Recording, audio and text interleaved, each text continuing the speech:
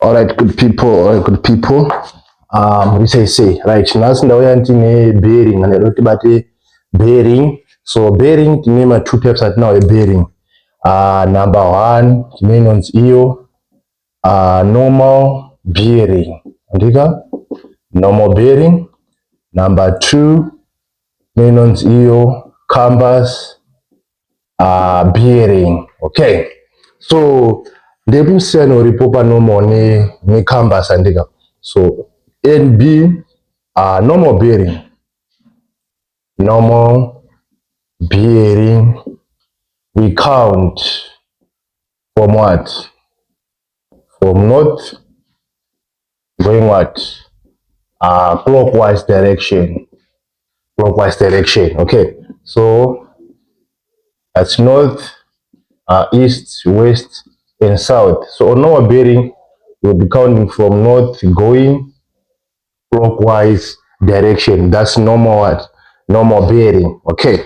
So tiripo ipapo pa bearing pedu tinoti iyo ma quadrant. Chofana kuziye anonzi iyo ma quadrants ndizvo here. Right. So tine the first one andika first andika quadrant andika range from 0 to 90 degrees andika that's our first quadrant. Then our second quadrant range from 91 to 180 degrees andika. Then tine the third quadrant range from 181 to 270 degrees. Then tine the fourth quadrant range from 271 to 360 degrees andika. Zora kuti each quadrant ine ma 90 90 90 90 tikama eda ese alotibudisira iwo 360 degrees. Okay.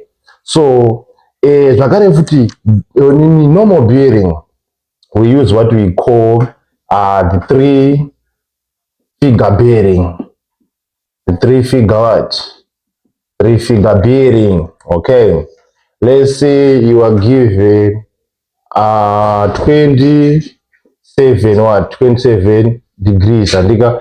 So pari pa normal bearing tinonyera iri in three figure anonga ari 0 to 7 what degrees andika. Then let's say wapuwa maybe kana panzi pane 3 degrees 3 quadrant anonga ari 3 figure anonga ari 0 003 unofana kuita take note of what?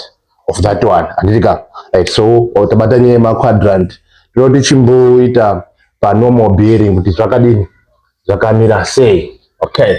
So normal bearing utanzi isusu draw andika bwanzi wewe draw bearing yako bwanzi tidrawere iwewe 027 degrees andika. Tinoya panapa tobva ndagadzira one yangu panapa iyi andika. Tine north, tine east, tine west, tine south andika. Chikambasi changu ichi andika. So 27 degrees are in which quadrant? Is it the first quadrant, second quadrant, or third or fourth? The first quadrant andika. But the first range from 0 to what? 0 to 90 degrees. So I don't know draw kalani kaunga kadini kakadeno that's are yang panapa. That apa pane 27 andika. Tachasara kuona kuti apa pasara maoni ni mangani, pane ma degrees mangani ipapa ndozvoonaka. So ma degrees ari apa toita sei kuti ndione kuti apasara mangani. Tinongoya pana ndongoti 90 minus 20 ani minus 27 90 minus 27 tobudisa 3 apa tokera 1 apa ndika atova 3 katobudisa 60 ani 63. Saka apa panga paine 63 degrees ndika. Ndobadanzi ndiite rini 250 degrees andika. Are in which quadrant? 250 apa ndatigunda pa 180 pa 90 180 kuno 270. Saka ari mthird quadrant ndika.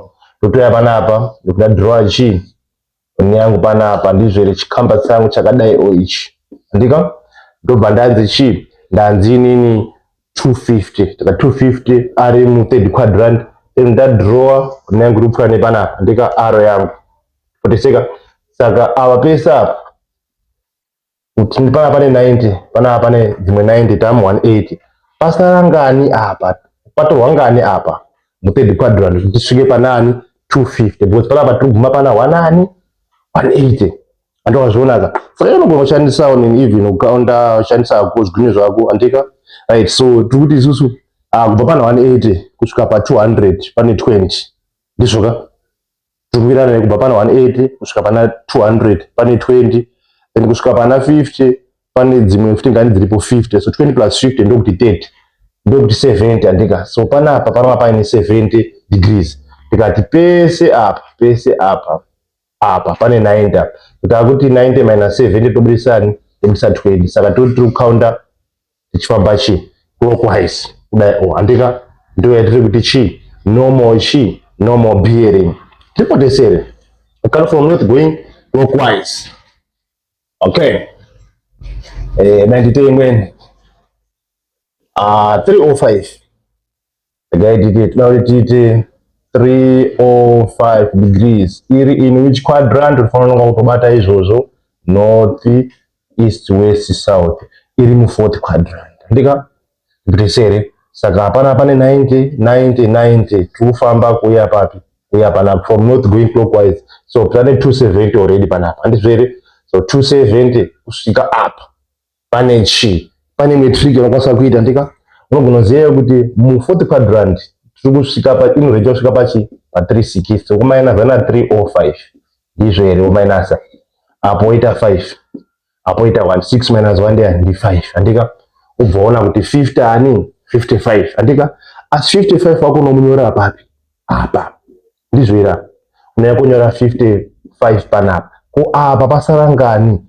wakutoti 90 minus 50 55 andika 5 apa nonga 6 ndokuti 30 35 saka panapa pane 35 degrees urozviona here ndokuti normal bearing panere pati panetsa sofa hapana handiti. Okay, ngatiende pamberi futi so da kuti munditrairo just post video ndika ubva waita wega uditiro 108 andika post video ubva waita wega 108 then imweni yacho manditirawo 49 andika 49 049 ubva wanditirawo iyi anditika post video ubva waita.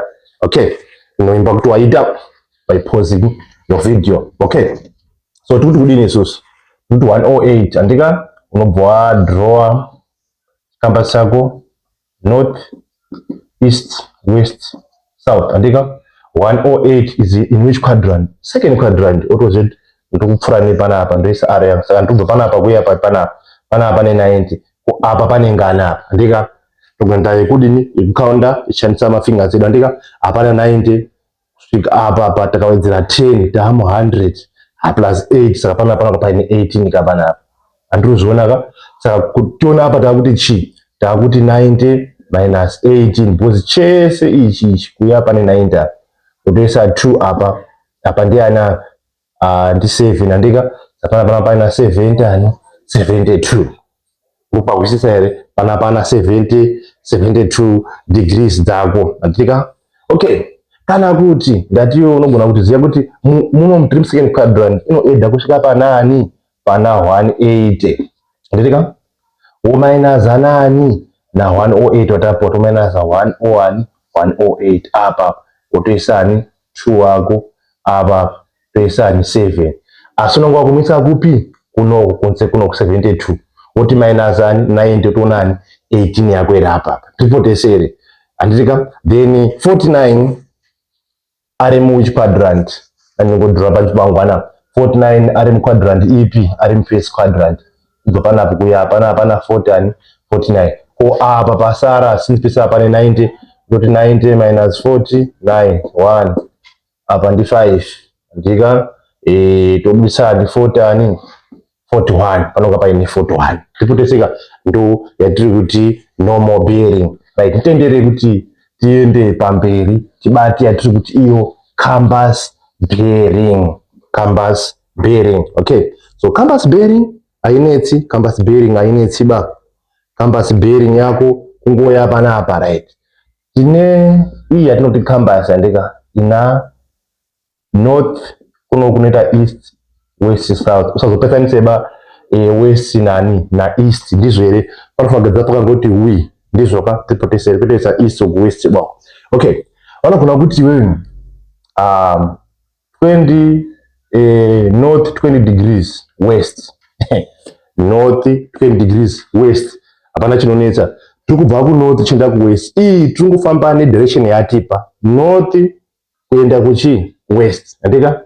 Saka tiri kubva kunorth tobva tafamba 20 degrees kuya kuchi west. Saka tipesa pane 90 apa, 90 minus 20 tobudisani, tobudisa 70. Andozvionaka panapo toisaka aro kako ndafamba kudini kuya panapa. Chimweozwe lese wabvunzwa normal bearing andika zitipo normal bearing kana tiine compass bearing of north 20 degrees west tinoya pana toida 90 dzeapa, 90 dzeapa plus 90 dzepapi dzeapa plus ani 70 because normal bearing count from north going clockwise. 90 tina 2 ana 270 plus ani 70 0 14 carry 1 tobudisa 3 ani 340 kana iri normal chi normal bearing ndika. So unataita uri ndi north 20 degrees west ndika, right? Lotite imweni another one sanetse ba kuza pakazoya kosachina ngaine bearing ndo bearing dzinonga dziri kutoyedza ndika hapana chinombonetsa. Tobva tanzisusu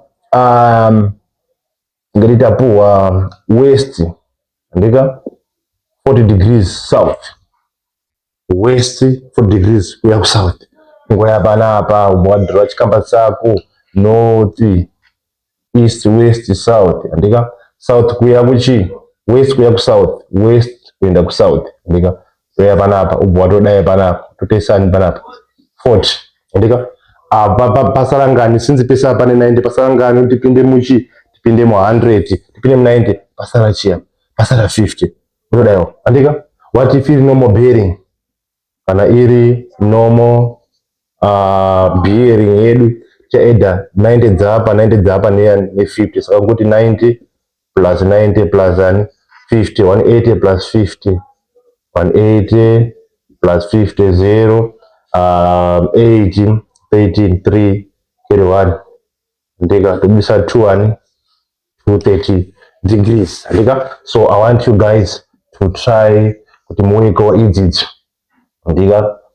Tina east 20 degrees south, tina south 80 degrees west, tina west 15 degrees north andika.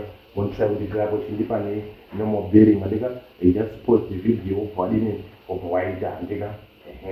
Okay, so ndipota rodini watopoza video yako watonyora andika tauchita machi maandas acho taita maandas acho, right? Kuya panapa sa sepete ndika, right? Uku west uku south andika. So east 20 degrees south, east kuenda south 20 degrees kungoya panapa wotodaya wotoisa 20 andika. Apa sarangana apa tipinde 90 pasara 70 kana iri normal bearing andika. Not going clockwise 90 plus 20 ndiani 90 plus 20 ndi 110 andika. Ubisa 110 degrees andika. Ngati iko imwe yacho waita sei ndizvo zvaona kana waona kuzodaiwa zvanzwisisika andika.